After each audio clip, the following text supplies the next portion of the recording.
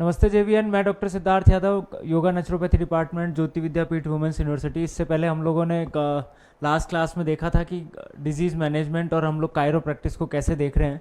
इसके बाद में ऑस्टियोपैथी था जो हमने ब्रीफली थोड़ा सा देखा था। अब हम फिर से इसको एक बार देखते हैं।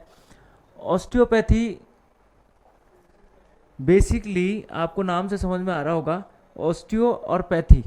ऑस्टियो मीन्स हड्डियाँ या जॉइंट्स या स्केलेटन सिस्टम, मस्कुलोस्केलेटन सिस्टम, आप कुछ भी समझ लीजिए। ऑस्टियो मीन्स ये सब हो गया, और पैथी मीन्स कि ट्रीटमेंट या एक विधा जिससे हम कोई ट्रीट कर रहे हैं किसी भी डिजीज़ को।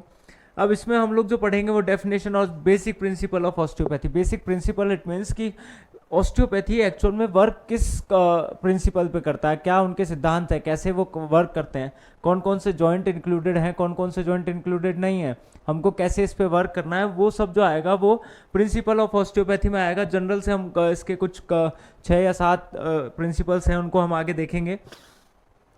Relation of osteopathy to musculoskeleton system, हम लोगों ने अभी कायरोप्रैक्टिस में देखा था कि importance of spine in chiropractic.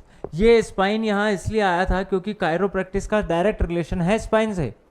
ये सिर्फ स्पाइन को ही ठीक कर रहा है, और ऑस्टियोपैथी जो है उसमें मस्कुलोस्केलेटन सिस्टम, पूरा सिस्टम वर्क करता है, इसलिए इसमें मस्कुलोस्केलेटन सिस्टम का रिलेशन आया या फिर इसका इंपॉर्टेंस आएगा। ये दो चीज़ें अलग अलग हैं लेकिन काम एक जैसा करती हैं। ये भी कहीं ना कहीं अब अभी बोन रिलेटेड में आ चुका है, इसको भी बोन रिलेटेड इश्यूज़ में हम लोग वर्क करते हैं। ऑस्टियोपैथी में भी ऐसा ही है कि हम पूरे bone related, musculoskeleton system related work करते हैं। मस्कुलोस्केलेटन सिस्टम पूरा वर्क करता है, इसमें सिर्फ स्पाइन वर्क करती है। कायरोप्रैक्टिस में कहा जाता है वन कॉज वन क्योर, जो मैंने पिछली बार भी आपको बताया कि वन कॉज और वन क्योर। स्पाइन से ही डिजीज हो रही है, स्पाइन से ही ठीक होंगी। चलिए नेक्स्ट, अभी हम बात करते हैं अरोमा थेरेपी की। ऑस्टियोपैथी हमने खत्म कर लिया, कायरोप्रैक्टिस हमने खत्म कर लिया। अभी अरोमा थेरेपी, ये मैनिपुलेटिव थेरेपी का एक पार्ट है, लेकिन वे ऑफ ट्रीटमेंट अलग है। ये अरोमा चीज़ अलग है, बिल्कुल डिफरेंट है। इसमें कोई ऐसा रोल नहीं है कि हम सिर्फ हड्डियों को ठीक करेंगे या फिर मैनिपुलेशन करेंगे, कुछ भी ऐसा नहीं है। सिर्फ फ्रेगनेंस के थ्रू हम ये आगे देखते हैं। Definition, what is aroma therapy? Aroma therapy basically हम लोग साइकोलॉजिकल डिसऑर्डर, मेंटल डिसऑर्डर या फिर मूड एनहेंस के लिए हम लोग यूज़ करते हैं। मैं बेसिक आपको बता रहा हूँ। ओरिजिन जो है इसका, वैसे तो इंडिया से ही हुआ है सब चीज़ों का ओरिजिन, लेकिन फॉरेन में इसको इजिप्ट में, इंडिया में, जापान में बहुत यूज़ करते हैं। हिस्ट्री ऑफ अरोमा थेरेपी में आपको बता चुका कि इंडिया में इसका बहुत अच्छा वर्क था। पहले हम लोग पूजा अर्चना भी जब करते थे तो पुष्प चढ़ाते थे, वो बेसिकली अरोमा थेरेपी है। कहीं ना कहीं स्पिरिचुअलिटी से जोड़ने के लिए हम लोग जो खुशबूदार फूल थे उनको हम ईश्वर के पास ले जाते थे।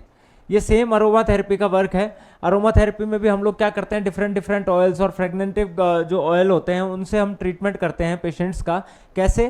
किसी भी रूम में हमने अरोमा ऑयल यूज़ करके फ्रेगनेंस को चेंज कर दिया वहाँ की, तो पेशेंट का मूड एनहेंस होता है, मूड में चेंजेस आते हैं, पॉजिटिव एटीट्यूड रहता है, नेगेटिव एटीट्यूड दूर जाता है।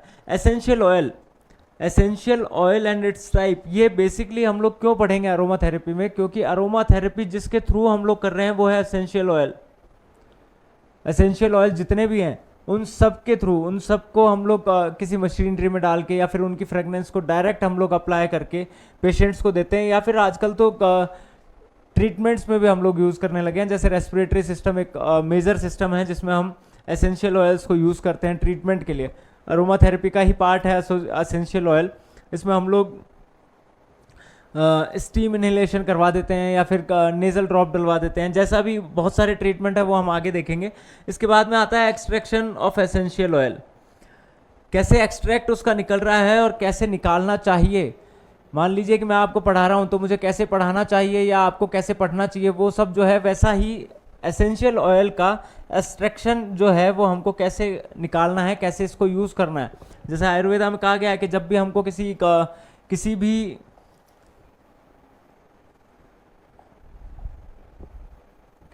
किसी भी पेड़ पौधे को या फिर औषधि को हमको यूज़ करना है तो उससे पहले उसको प्रणाम किया जाता है, उसकी आज्ञा ली जाती है।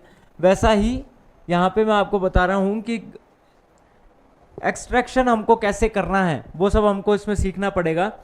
डिस्टिलेशन, कोल्ड प्रेसिंग और एक्सप्रेशन, ये सब अरोमा थेरेपी के वे ऑफ ट्रीटमेंट है जैसे हमको करने हैं। नेक्स्ट आ गया वही सॉल्वेंट एक्सट्रैक्शन, स्टोरेज, कैसे उसका स्टोरेज करना है, और mechanism, how essential oil works in body, वो हमको यहाँ पे देखना पड़ेगा मैकेनिज्म के थ्रू। मैकेनिज्म बेसिकली वही है कि हमको कैसे एसेंशियल ऑयल हमारे बॉडी पे वर्क कर रहा है। नेज़ल मैं आपको एक और चीज़ बता दूं कि नेज़ल के थ्रू जब हम लोग कोई भी एसेंस, कोई भी ऑयल का हम लोग जब फ्रेगनेंस लेते हैं, तो उसका ऐसा नहीं है कि सिर्फ हमारा साइकोलॉजिकल ही चेंजेस होते हैं, बहुत सारे चेंजेस और भी होते हैं जो हम लोग आगे पढ़ेंगे अभी इसमें आगे। ये सिर्फ सिलेबस की बात कर रहे हैं। इसके अलावा कैरियर ऑयल्स ऑल्सो हम लोग इसमें ट्रीटमेंट्स में यूज़ करते हैं। इनको कई बार हम मसाज में भी यूज़ में ले लेते हैं, क्योंकि ये कैरियर ऑयल्स जो हैं इनमें बहुत सारे अलग अलग न्यूट्रिएंट्स होते हैं जो हमारे बॉडी के लिए अलग अलग वर्क करते हैं। जैसे सेसमे ऑयल है, ये सेसमे ऑयल में एंटीऑक्सीडेंट बहुत सारी प्रॉपर्टीज़ होती हैं, इसलिए हम इसको रेस्पिरेटरी के लिए यूज़ करते हैं। सनफ्लावर ऑयल को भी हम इसीलिए यूज़ करते हैं। बहुत सारे ऐसे ऑयल्स आएंगे आपके सामने जिनको हम अलग अलग डिजीज़ में अलग अलग सिस्टम्स के लिए यूज़ करते हैं, तो वो वाले विषय आगे आएंगे। ये सिर्फ हम सिलेबस की बात कर रहे हैं इसलिए हम इतना ही देखेंगे। Different method of using essential oil, inhalation, मैंने आपको पहले बताया कि इनहेल कराने लगे हैं आजकल। Vaporiser, massage baths. Massage baths basically क्या करते हैं कि जैसे मान लीजिए कि फुल बॉडी इमर्शन बाथ आप दे रहे हैं, तो इसमें 2-4 ड्रॉप एसेंशियल ऑयल के डाल देंगे, सिर्फ इतना ही है। इसके अलावा बहुत सारे और भी चेंज, ऐसा नहीं है कि सिर्फ एसेंशियल ऑयल में ही पेशेंट को लिटा दिया है, ऐसा नहीं है। सिर्फ 2-4 ड्रॉप डाली जाती है क्योंकि ये बहुत पावरफुल फ्रेगनेंस होती है।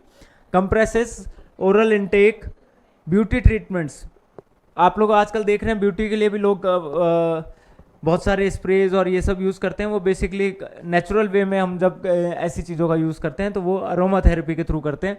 Room spray, description of different essential oil and their benefits, what all are the benefits of essential oil, ये सब भी हम लोग इसमें देखेंगे। ये बेसिकली एसेंशियल ऑयल क्यों पढ़ाया जा रहा है, क्योंकि हमारा जो न्यूट्रिशन है वो सिर्फ हम लोग जो भोजन कर रहे हैं उससे नहीं है, हम लोग क्या देख रहे हैं, क्या सूंघ रहे हैं, क्या महसूस कर रहे हैं, स्किन क्या महसूस कर रही है। बहुत ज़्यादा ठंड में भी हम लोग ज़्यादा सर्वाइव नहीं कर सकते, बहुत ज़्यादा गंदी स्मेल में, बैड स्मेल है तो वहाँ पे भी हम सर्वाइव नहीं कर सकते। इसलिए हम लोग एसेंस के थ्रू हम लोग अरोमा थेरेपी को यूज़ कर रहे हैं ताकि पेशेंट का मूड एनहेंस हो, पेशेंट पॉजिटिव रहे, पेशेंट के बिहेवियर में चेंजेस आए। बेस्ट एसेंशियल ऑयल हम लोग आगे देखेंगे कि कौन कौन से बेस्ट एसेंशियल ऑयल हैं। The 5 fragrance categories, green floral, citrus, woody, ये सब अरोमा के टाइप्स हैं जिनको हम आगे देखेंगे। और इनको equipment required for mixing oils, ऐसा नहीं है कि हम लोग डायरेक्ट किसी भी ऑयल को मिक्स कर देंगे और हो जाएगा। इक्विपमेंट इसके स्पेसिफिक हैं जिनको हम यूज़ करते हैं किसी भी 2 अरोमा ऑयल्स को मिलाने के लिए। नेक्स्ट आ जाइए आप, aroma oil for common problems. ये कॉमन प्रॉब्लम्स इसीलिए लिखा गया क्योंकि कॉमन प्रॉब्लम्स हमारे बॉडी में कौन सी होती है, मोस्टली एक्यूट डिजीजेज। जैसे मान लीजिए कि आपको नेजल कोई प्रॉब्लम हुआ है, खांसी हुआ है, जुकाम हुआ है, तो उस समय पे हम लोग अरोमा थेरेपी के थ्रू इनहेलेशन करवाते हैं। आपने देखा पहले कि यहाँ पे इनहेलेशन आया था, बेसिकली जैसे हम लोग स्टीम इनहेल करते हैं वैसा स्टीम इनहेलेशन ही होता है, लेकिन उसमें 2-4 ड्रॉप अरोमा ऑयल के डाल दी जाती है जिससे पेशेंट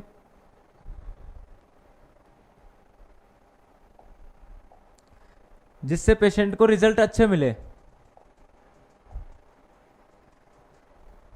अभी मैंने आपको यहां बताया था ये इनहेलेशन वाला,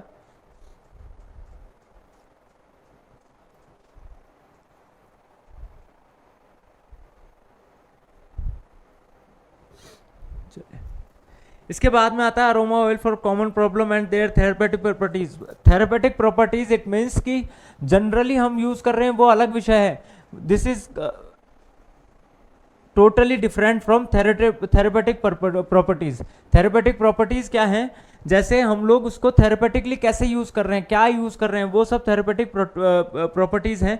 प्रिकॉशंस हमको किन डिजीजेस में नहीं देना है, उनको अरोमा थेरेपी देते समय हमको क्या क्या चीज़ें नोटिस में रखनी है, उसमें क्या क्या प्रिकॉशंस रखने हैं, वो सब हमको पढ़ने पड़ेंगे। जैसे ऐसी एक थेरेपी है ओजोन थेरेपी, हम लोग उसमें जनरली डायरेक्ट इनहेलेशन नहीं करवाते हैं।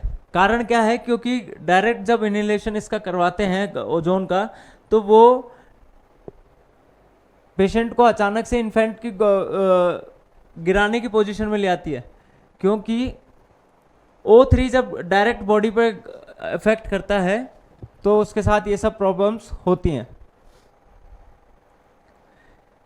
नेक्स्ट है इसमें careful handling of essential oil का, हम लोग ऐसे डायरेक्टली गिरा नहीं सकते। Contraindication of oil to be avoided particular problems, कुछ पर्टिकुलर प्रॉब्लम्स होती हैं जिनमें हम लोगों को कॉन्ट्रा इंडिकेटेड रखना पड़ता है इन सब चीज़ों को, तो वो सब अलग विषय है, हम लोग आगे पढ़ेंगे। इतना ही आपका मैनिपुलेटिव थेरेपेटिक्स का सिलेबस था। थेरेपेटिक में मैं आपको बताना भूल गया, थेरेपेटिक्स अलग वर्ड है, इसका हमेशा ध्यान रखना होता है हमें कि थेरेपेटिक्स अलग वर्ड है और जनरल अलग वर्ड है। जनरल मसाज अलग है, थेरेपेटिक मसाज अलग है। जनरल कायरोप्रैक्टिस अलग है, थेरेपेटिक कायरोप्रैक्टिस अलग है। जनरल में हम लोग कैसे भी कर रहे हैं, कोई इशू नहीं है, जनरली हम लोग कर रहे हैं, रूटीन बेसिस पे कर रहे हैं। लेकिन थेरेपेटिक मसाज इट मीन्स कि हम किसी डिजीज़ के लिए कर रहे हैं या फिर किसी हेल्थ प्रॉब्लम के लिए कर रहे हैं जिसको हमें ठीक करना है, तो उनको ठीक करने के लिए हम लोग ये यूज़ करते हैं। आपका सिलेबस पार्ट खत्म हुआ। Thank you so much.